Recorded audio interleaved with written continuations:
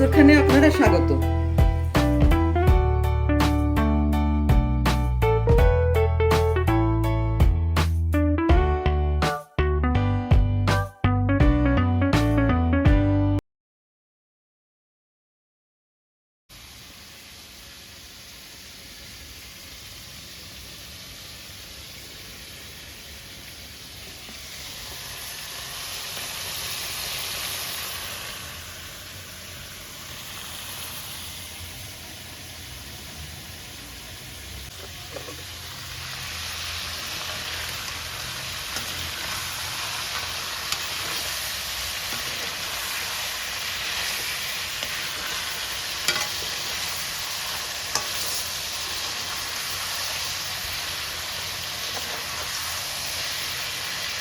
সতে হচ্ছে গুলাশের মাংস, বিফ। আজকে রান্না বিফ গুলাশ।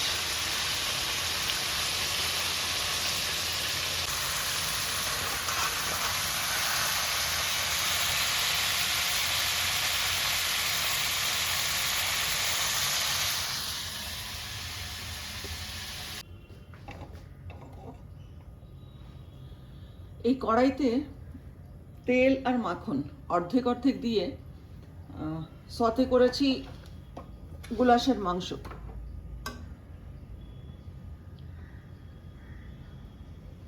কাট হচ্ছে বিফ শ্যাঙ্ক, পায়ের গোছের মাংস। তরকারি যা যা পড়ছে: ওলকপি, সবুজ ক্যাপসিকাম, মিষ্টি আলু,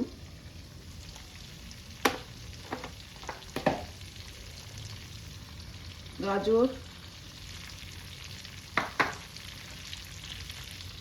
টমেটো, বেশ অনেকটা পরিমাণে রসুন,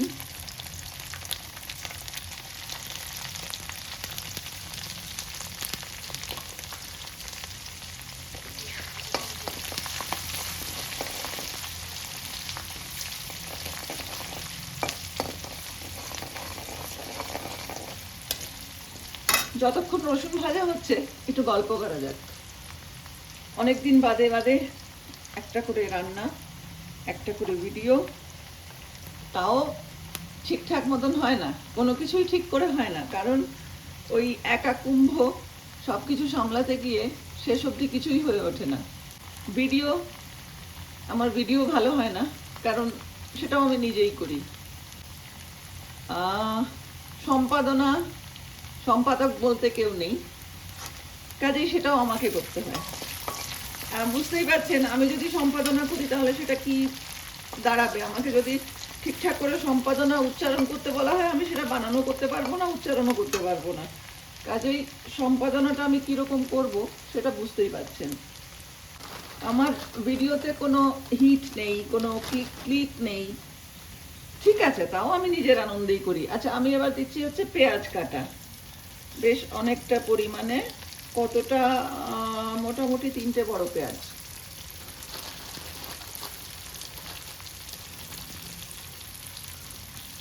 রসুনের বেশ সুন্দর গন্ধ বেরোচ্ছে, ভাজা রসুনের। তো যেটা বলছিলাম, আমার ভিডিও কেউ দেখে না, মোদ্দা কথা, কিন্তু আমি তাও ভিডিও বানাই মানে আর কি, ভিডিও তো হয় না, ওই বানানোর চেষ্টা করি আর কি। আমি চাই একটু যাই কিছু রান্না করি সেটা একটুখানি ধরে রাখতে, সেটা যেন থাকে। কত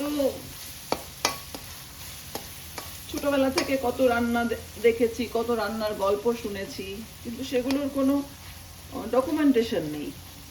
তো আমি অনেক সময় সেই পুরনো রান্নাগুলোকে ঘুরিয়ে ফিরে করি, তাদের খানিকটা নিজের মেশাই, নিজের যেটা মনে হয় যে এটাতে আর একটু ভালো হবে। কখনো বা একদম সেই অরিজিনাল যেটা রেসিপি সেটাই আবার রিক্রিয়েট করার চেষ্টা করি। হয় কি না হয় সে আমি জানি না, যারা বলতে পারতেন তারা তো আর কেউ নেই। তো আজকে আর আমার সবকিছু খুব হুট হাট করে, মানে আমি জানি না আমি কখন আদৌ ভিডিও করব কিনা। রান্না তো আমি করবোই, কিন্তু ভিডিওটা ওই এত সব হ্যাপার কথা যখনই মাথায় আসে তখন আর ভিডিও করতে ইচ্ছে করে না। আজকেও যেমন শুরু থেকে একদম মাথায় ছিল না যে আমি এটা রান্নাটা ডকুমেন্ট করব, কিন্তু মাংসটা বসানোর পরে হঠাৎ মনে হলো আমি আবার কবে গুলাশ বানাবো, তার কোনো ঠিক আছে, যাই হোক একটু করে রাখি। কেউ এমনিও দেখে না অমনিও দেখে না, তো কে দেখলো কি সেটা নিয়ে তো আর মানে আদৌ তো দেখলো কি না, দেখে ভালো মন্দ দেখবে তবে তো ভালো মন্দ বলবে। কাজেই সেই প্রশ্ন যেখানে নেই, তো সেখানে নিজের মনে যা ইচ্ছে বকে গেলেই হলো, যা খুশি রান্না করে দিলেই হলো। না, ওটাই আমি যা খুশি তা রান্না করছি না, করিও না সেটা। আচ্ছা, পেঁয়াজটা আমি যেটুকু সতে করতে চাই সেটুকু হয়ে গেছে। এবার আমি দিচ্ছি এতে টমেটো।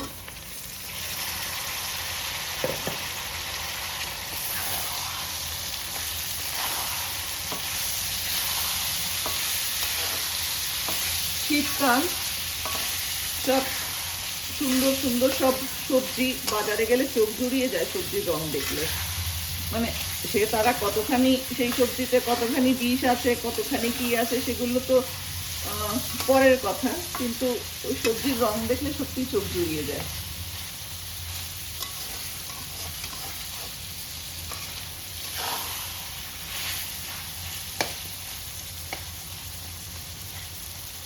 অর্গানিক বলতে যা পাওয়া যায় তা আদতে কতখানি অর্গানিক সেটা একটা বড় প্রশ্ন।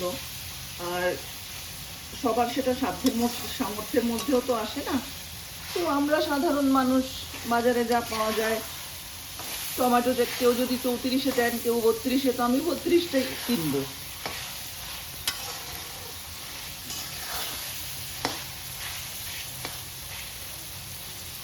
এটা টমেটো যতক্ষণ সতে হচ্ছে ততক্ষণ আমি একটু অন্য কাজ করে আসি। এটা মোটামুটি একটা অনেকটা সময় ধরে রান্না করার একটা বিষয়। তো আমি এই 4-6 ঘন্টা ধরে বক বক করে, মানে একজন শ্রোতা দর্শকও যদি দেখেন তাদের মাথা নষ্ট করব না, কিন্তু হ্যাঁ মাঝে মধ্যেই আমি একটু গল্প তো করতে আসবই, নিজে নিজে কথা বলার মতন। কেউ আমার কথা শুনুক না শুনুক, আমি তো কথা বলবই। এতে যাবে মিষ্টি আলু। মিষ্টি আলু কেন, আলু খাওয়াটা যদিও খুবই সুস্বাদু, খেতে ভীষণ লোভ লাগে, কিন্তু যতটা সম্ভব চেষ্টা করি নিজের আকার আয়তনের দিকে তাকিয়ে। শক্ত শক্ত সবজিগুলো আগে দিয়ে দিচ্ছি। এটা হচ্ছে ওলকপি, শীতের তরকারি, আমার নিজের ভীষণ পছন্দ। ক্যাপসিকামটা সবার শেষে।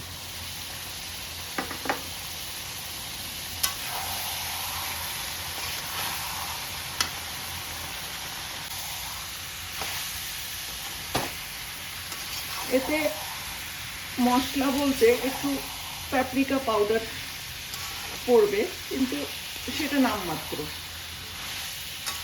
কারণ আমি একেবারেই ঝাল করতে চাই না। তবে শীতকালে একটু ঝাল ভালোই লাগে, বিশেষত ধোয়া ওঠা গরম বিফ স্টু, গুলাশ, এগুলোতে একটু ঝাল হলে ভালোই হয়।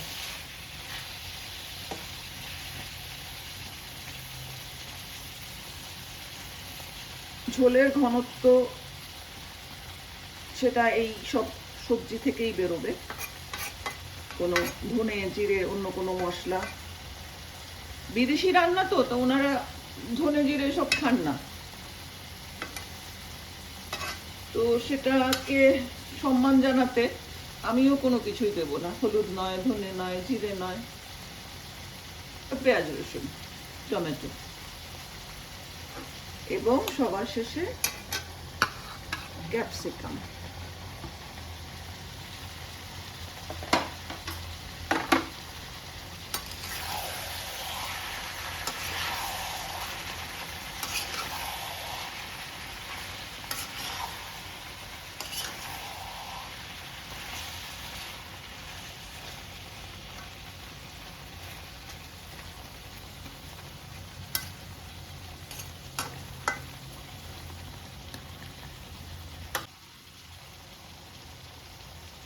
গন্ধটা আপনারা পাচ্ছেন না, কিন্তু আমি পাচ্ছি। সত্যি ভীষণ সুন্দর গন্ধ বেরিয়েছে এই সবজি থেকেই। এবার একটুখানি ইনি রান্না হন, আপনারাও একটু ঘুরে আসুন। বেশ সুন্দর টকবক টকবক করে ফুটছে।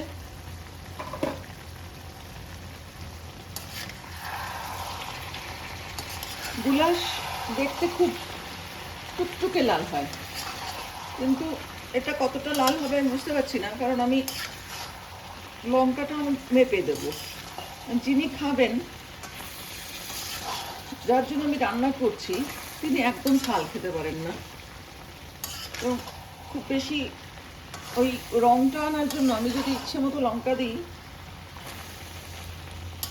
তাহলে গোটা বিষয়টাই মাঠে মারা গেল। কাজেই রঙের দিকে যাবেন না বন্ধু, স্বাদ একেবারে গ্যারান্টেড ইনশাআল্লাহ।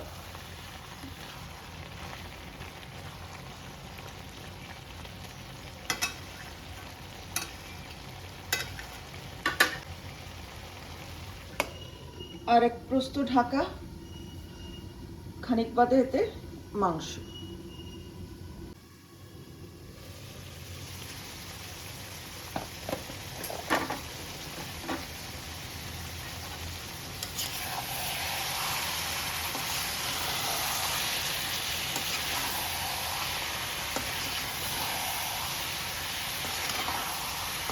জল শুকিয়ে গেছে, এবার এতে যাবে গোশত। এখানে একটু লেজের অক্সটেল যাকে বলে, সেই মাংস রয়েছে, সেজন্য সেটাকে কাটা সম্ভব হয়নি।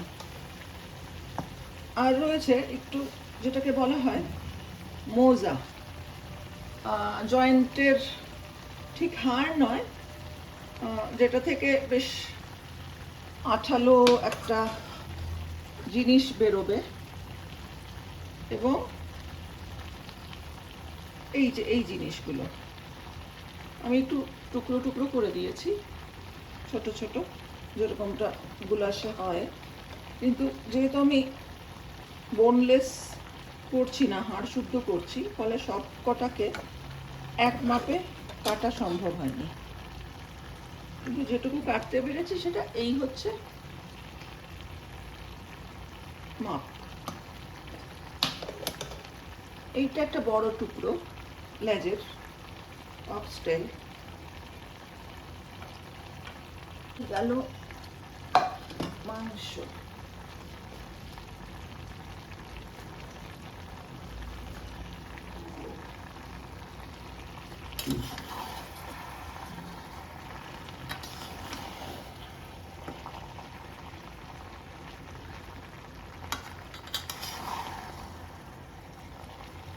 পাত্রটা একটু ছোটই মনে হচ্ছে। এখন রান্না বসানোর সময় সেটা বুঝতে পারিনি। এতে যখন ঝোল পড়বে তখন যদি অসুবিধাজনক মনে হয় আমি পাত্র পাল্টে দেব।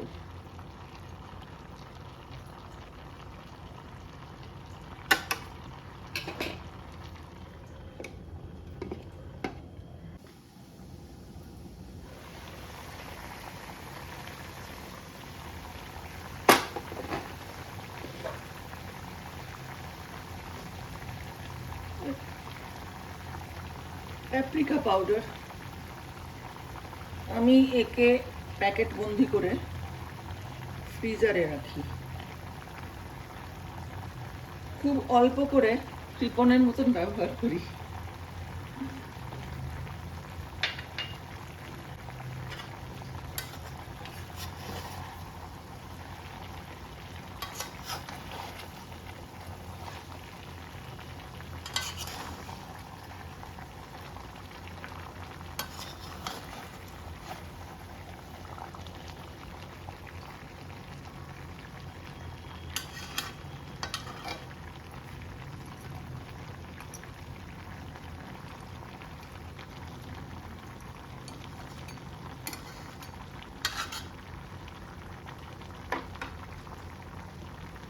এবার এতে যাবে পানি।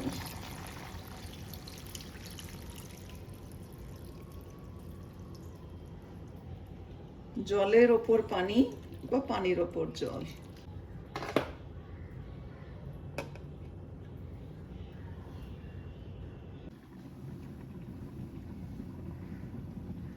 এটা উপচে ওঠার একটা অবস্থানে আছে, যেহেতু এখন ফুল ফ্লেম করা আছে, আমি ফ্লেম কমিয়ে দেব, ধিমে আছে। 4 ঘন্টা মোটামুটি রান্না হবে, তো কাজেই পাত্রটা মনে হচ্ছে না পাল্টালেও হবে, ধিমে আছে, অতটা উঠবে না।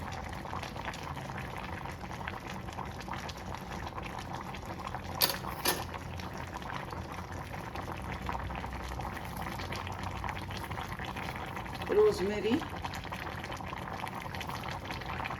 পরে আবার আরেকটু দেওয়া যাবে, এখন একটু কোথায়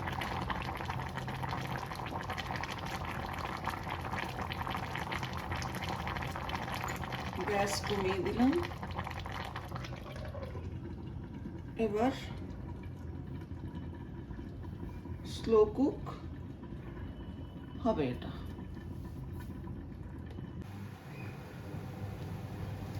শেষ অবধি আমি রান্নার পাত্রটা বদলাতে বাধ্য হলাম।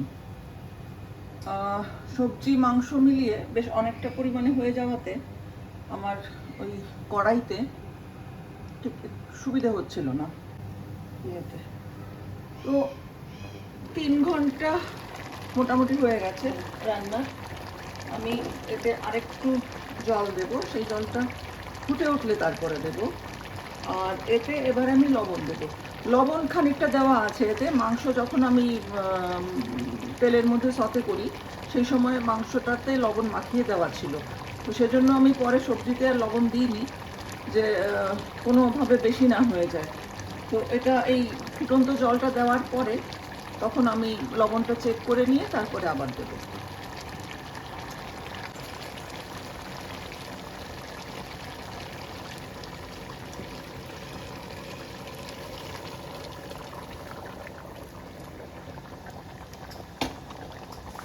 জলটা ফুটিয়ে দিয়ে দিলাম এতে।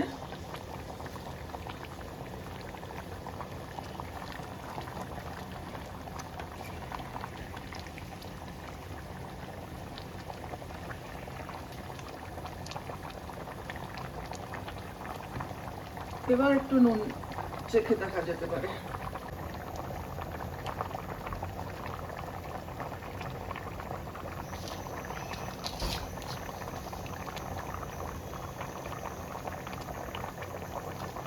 আবার আমি গ্যাস সিমারে দিয়ে দিলাম।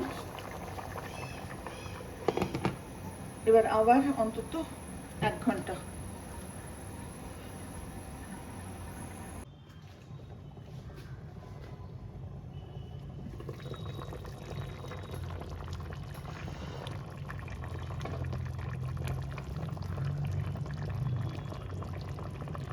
মাংস তরকারি তো সেদ্ধ না হওয়ার কোনো প্রশ্নই ওঠে না, বা ওর সমস্ত নির্যাস রস কষ সব বেরোনোর কোনো প্রশ্ন ওঠে না। মাংস দেখেও মনে হচ্ছে হয়ে গেছে। আমাকে যিনি রান্না শিখিয়েছিলেন, মানে হাতে ধরে ছড়ি হাতে বসে থেকে যিনি রান্না শিখিয়েছিলেন, তিনি বলতেন যে বলক দেখে বুঝতে হয় যে রান্না হয়ে গেছে। তো এটারও বলক এবং মাংসের যে ইয়েটা দেখা যাচ্ছে, টেক্সচার যেটা দেখা যাচ্ছে, তাতে মনে হচ্ছে যেটা হয়ে গেছে। আমি এটা কোনো খোঁচাখুচি করছি না। আপাতত আমি বন্ধ করলাম, একটু স্টিমে থাকুক, তারপরে আমি এটা প্লেটে নেব।